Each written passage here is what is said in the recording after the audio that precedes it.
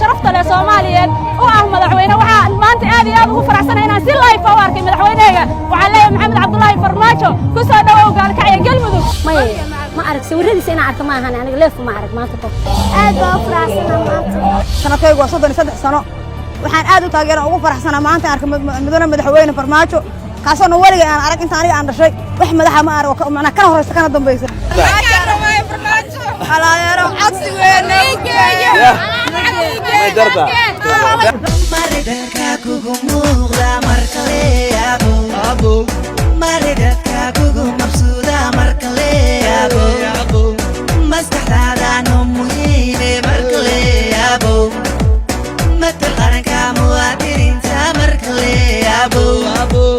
maridadka kugu muuqda markale abo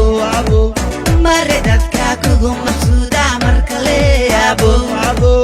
maskaxdaada no muhiime markale matal qaranka muwaadiniinta markale adiga no macaan markale adiga no maqan markale anaga aad meel kale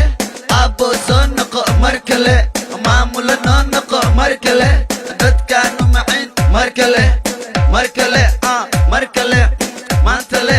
adi mooye yaa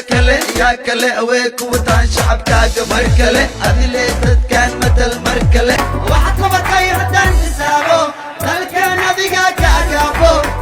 abo waa in lagu dhisaa taalo dadkoo dhan lagu salaasaaro koos dalkaadu tahay tusaalo adaana kaabo abo kornoo qaado adaana kaabo abo kornoo qaado